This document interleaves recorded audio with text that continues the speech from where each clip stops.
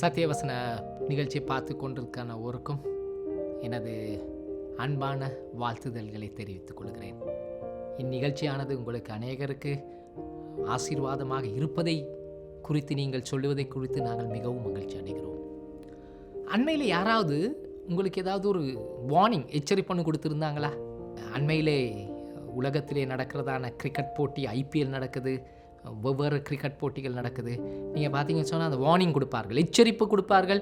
இல்லாட்டி அந்த குறிப்பிட்ட நேரத்துக்கு அவர்கள் பந்து வீசாவிட்டால் அவர்களுக்கு சில ஃபைன் தண்டனையும் கொடுப்பார்கள். இதனால் உங்களுக்கு யாராவது ஒரு எச்சரித்தா எப்படி இருக்கும்? அதை நீங்கள் ஏற்றுக்கொள்கிறீங்களா? நாங்களும் பார்க்க போகிறோம். ஒரு எச்சரிப்பை அவன் கேட்காதபடியினாலே அவனுக்கு என்ன நடந்தது என்று சொல்லி நாங்கள் பார்ப்போமா? ஆதியாகமம் 4ஆம் அதிகாரம் 6ஆம் வசனம். அப்பொழுது கர்த்தர் காயினை நோக்கி, உனக்கு ஏன் எரிச்சல் உண்டாயிற்று? உன் முகநாடி ஏன் வேறுபட்டது? இந்த பகுதியிலே நீங்க பார்க்கலாம், ஆண்டவர் ஒரு மனிதனோட கேள்வி கேட்கிறார். அந்த கேள்வி கேட்கிற நேரம் அவனது உள்ளத்துல இருக்க காரியத்தை நினைத்து பார்த்து கேள்வி கேட்கிறார். சில நேரம் ஒரு மனிதனை குறித்து யாரையாவது குறித்தா அவர்களுக்கு இருக்க வேலை, அவர்களுக்கு பட்டம், பரம்பரை, அதை குறித்து தான் நாங்கள் கதைப்போம். இல்லாட்டி அழகான வீடு, வாகனங்கள், யங்ஸ்டர்ஸை கேட்டிங்கன்னா இந்த ஃபோன் வச்சுருக்காங்களா, இந்த ஹேர் ஸ்டைலா, இந்த பிராண்டட் டிஷர்ட்டா, அதை பார்த்து தான் அடையாளம் என்று சொல்வார்கள். ஆனால் எங்களை படைத்த ஆண்டவர் ஒரு மனிதனை குறித்து எப்படி அவனுக்கு அடையாளத்தை வைக்கிறான்னு சொன்னால், அவனது இருதயத்தில் எதை அவன் நினைக்கிறான் என்று சொல்லி. இருதயம் என்பது மிக முக்கியமானது அன்பானவர்களே. எங்களது சிந்தனை, யோசிக்கிற காரியம், எங்களது என்ன பாடுகள், அது எப்படிப்பட்டதாக இருக்கிறது, அதை நாங்கள் எப்படி பாதுகாத்து கொள்ளலாம்? எங்களது இருதயங்களிலே பாதுகாத்து கொள்ளுவதிலே மூன்றாவது ஒரு காரியம், எங்களது தேவன் கொடுக்கிற எச்சரிப்புக்கு நாங்கள் உணர்ச்சி உள்ளவர்களாக நாங்கள் இருக்க வேண்டும். தேவன் கொடுக்கும் எச்சரிப்புக்கு உணர்ச்சி உள்ளவர்களாக இருக்கிறீர்களா? இந்த பகுதியிலே நீங்க பார்த்தீங்கன்னு சொன்னா, 2 சகோதரர்கள் ஆண்டவர் ஆராதிக்கிறாங்க. 2 பேரும் ஆண்டவர் ஆராதிக்கிறாங்க, ஒரு விதத்திலே கொடுக்கிறார்கள், காணிக்கை கொடுக்கிறாங்க. ஆனா காணிக்கை கொடுத்த பிற்பாடு வந்த உடனே பார்த்தா காயின்னு சொல்கிறதா சகோதரன் மற்ற தனது சகோதரனை கொலை செய்ய உள்ளத்திலே அவன் யோசிக்கிறான். இருதயத்தில் அவன் யோசிக்கிறதை கண்டு ஆண்டவர் கதைக்கிறார், எச்சரிக்கிறார். என்ன நீ செய்கிற, எதை யோசிக்கிற, இப்படிப்பட்டதாக போயிருக்கே என்று சொல்லுகிறார். எங்களது வாழ்க்கையிலே அன்பானவர்களே, சில தவறுகள், சிந்தனைகள் எங்களை இருக்கிற நேரம் யாராவது ஒரு ஆள் எங்களோடு பேசுகலாம். ஆண்டவரும் வெவ்வேறு விதங்களே எங்களது வாழ்க்கை செம்மையாக, சீராக, சரியானதாக இருக்கணும்னு அவர் எதிர்பார்க்கிறபடினாலே வெவ்வேறு நபர்களுக்கூடாக கூட பேசலாம். அண்மையில் ஒருவர் சொல்லி கொண்டிருந்தார், நான் ஒரு விதத்தில் சிந்தித்து கொண்டிருந்தேன், ஆனால் நான் ட்ரெயினில் போகிற நேரம் 2 பேர் கதைத்து கொண்டிருந்தாங்க. அந்த வழியில் அவர்கள் கதைத்தது எனக்கு பேசினது போல மாற்றப்பட்டு நான் செய்ய வேண்டிய தப்பான காரியத்தை செய்ய இல்லை. பார்த்தீங்களா?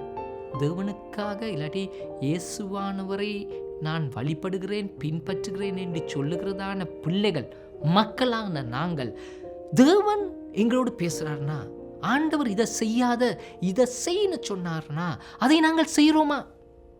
காயினுக்கு ஆண்டவர் பேசியும் அவனுக்கு அதை கேட்கவில்லை. எங்களுக்கெல்லாம் இப்படி ஆண்டவர் உருவமாக பேச வேண்டிய அவசியம் இல்லை. பரிசுத்த வேதாகமும் எங்கள் மத்தியிலே உண்டு. எது சரி தப்பு என்று சொல்லுகிறது. நபர்கள் இருக்காங்க, இதை செய்யுங்க, இதை செய்யாதீங்கன்னு சொல்லுகிறதான ஒரு காரியம் உண்டு அன்பானவர்களே. சிலர் இந்த காலகட்டம் மற்றவர்களுக்கு தப்புன்னு சொல்றதே சில பேருக்கு பயம். அண்மையில் எனக்கு ஒரு ஆள் சொல்லி கொண்டிருந்தாங்க, இவங்க செய்கிறது தப்புன்னு தெரியும், ஆனால் நான் தப்புன்னு சொல்ல மாட்டேன். இன்னொருவர் சொன்னாங்க, நான் தப்பு தான் செய்கிறேன், ஆனால் நான் கணவனுக்கு அதை மறைக்கிறேன். அதை சொன்னா அவர் என்ன நினைச்சு கொள்வார், மற்றவங்களுக்கு எல்லாம் வெளியே தெரிய வந்துடுமே, அசிங்கமாக கேவலமாக போய்விடுமே என்று சொல்லி அதையும் சிந்திக்கிறவர்களாக போயிட்டாங்க. உங்களது சிந்தனையிலே நீங்கள் எப்படிப்பட்டவர்களாக இருக்கிறீங்க? நீங்கள் சிந்திக்கிற காரியங்கள் தவறு, உங்களது பிழை என்று சொல்லி ஆண்டவர் வெவ்வேறு விதத்திலே உங்களோடு பேசியிருந்தும் அதை நீங்கள் அசட்டை பண்ணி இருப்பீங்கன்னு சொன்னால் ஜாக்கிரதையாக இருங்க. எங்களோட வாழ்க்கையை அழிஞ்சு போவோம். இந்த காயின்டு வாழ்க்கையை நீங்கள் பார்த்தீங்கன்னா சந்தோஷமாக இருந்தவன் தப்பு செய்ய போறான்னு சொல்லி ஆண்டவர் அவனோட பேசியும் அதை குறித்து சிறிதும் அலட்சியப்படுத்தாமல் அவன் அந்த தப்பை செய்துட்டு அலைந்து திரிந்தவன் போல அவன் போறான். சில எங்களோட வாழ்க்கையில் இருக்கோம் பானுங்களே, சில தப்புக்களை நாங்கள் செய்து கொண்டு மறைப்பதற்காக இன்னும் தப்புக்களையும் பொய்களையும் அட்டூழியங்களையும் செய்கிறவங்க அநேகம் இருக்காங்க. அதை நாங்கள் உணர்ச்சி இல்லாமல் போனால் கொஞ்ச காலம் போகிற நேரம் தப்பு செய்கிறதே தப்பாகவே தெரியாது. பொய் சொல்லிக்கொண்டே நாங்கள் இருப்போம்னு சொன்னால் பொய்யாவே இருக்காது, அது உண்மை போலவே தெரியும். அந்த உணர்வையும் இழந்து போயிடுவோம். தப்பு என்று சொல்லுகிற அந்த குற்ற உணர்வுகளையும் இழந்து போவோன்று வேதாகமம் சொல்லுது.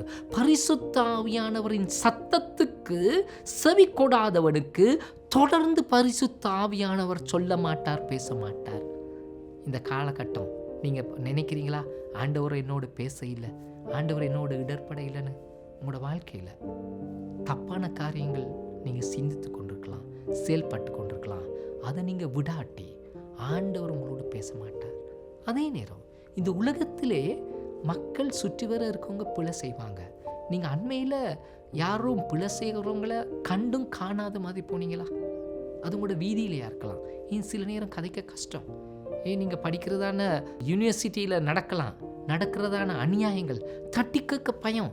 ஏன் இனவாதம், மதவாதம், இல்லாட்டி பெண்களோ ஆண்களா வித்தியாசப்படுத்துறதுனால நான் போய் கதைத்தா என்ன? அநேகம் நடக்கும். நீங்கள் பிரயாணம் பண்ணலாம், சமூகத்திலே நீங்கள் கொடுக்குற காரியங்களுக்கு போகிற நேரம் மற்றவர்களுக்கு அநீதி நடந்து ஒதுக்கி கொண்டிருக்க வேளையிலே நீங்கள் எதை நீங்கள் சிந்திக்கிறீங்க? சந்தோஷப்படுறீங்களா? இப்படிப்பட்டவங்களுக்கு நடக்குது, இந்த பின்னணியில் வந்தவங்களுக்கு இதுதான் நடக்கணும், செயல்படணும் சிந்தித்து கொண்டிருக்கிறீர்களா? இல்லை விட மற்றவங்களுக்கு நடக்கிற வேதனையை கண்டு நீங்கள் சந்தோஷப்படுறீங்களா? ஒருவர் சொன்னார், அவருக்கு எப்படி அழிந்து போனா நான் சந்தோஷமா இருக்கிறேன். இன்னொருவர் எனக்கு ஒரு காரியத்தை சொல்லியிருந்தா, நான் கொடுத்திருப்பேன் இவருக்கு, என் வாயில வார்த்தைகள் இந்த கழுத்து வாய் மட்டும் வந்துட்டு வாயிலிருந்து வெளி வர இல்லை. அவர் என்ன தெரியுமா சொல்றார்? உள்ளுக்கெல்லாம் இருக்கு எனக்கு, அதையும் அவர் நல்லது நினைக்கிறார். ஆனா உள்ளுக்குள்ளே அப்படி யோசித்து கொண்டிருப்பது அவர் நல்லது என்று நினைக்கலாம். தேவன் அதை பாவம் என்று நினைக்கிறது மாத்திரமில்லை, ஒரு நாள் அதற்கும் அவர் தண்டனை கொடுக்கிறவராக இருக்கிறார். நாங்கள் நினைப்போம் வெளிக்கு செய்கிறதுலாம் தான் தண்டனை.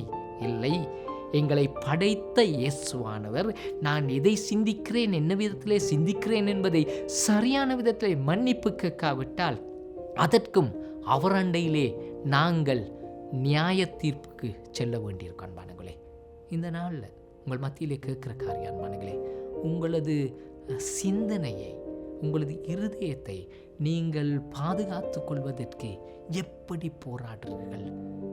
வேதாகம் எச்சரிக்கிறது, இருதயம் அழகானது, ஆனால் அதிலிருந்து ஜீவ ஊற்று, அநேக வெற்றிகள், அநேக காரியங்கள் வரலாம்.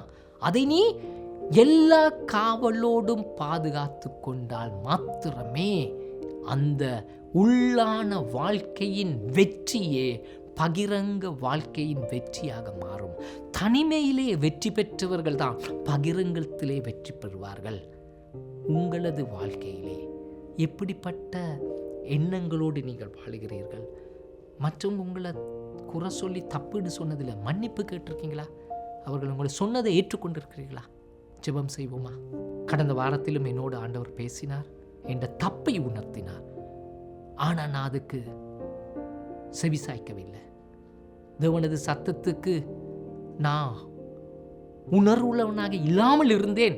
இன்று என்னை மாற்றும் என்று சொல்லுகிறவளுக்கு மன்னிப்பை கொடுத்து புதிய வாழ்க்கைக்கு வாழ ஆண்டவர் அழைக்கிறார். அவனமாக நாங்கள் செல்ல எங்களை விட்டுக் கொடுப்போமா? அன்பானவர்களே, இந்த வழியில் உங்கள் மத்தியிலே கேட்கிறேன், தேவனது எச்சரிப்பை பெற்று அலட்சியம் செய்தீர்கள்னா நாங்களும் அழிந்து போவோம்.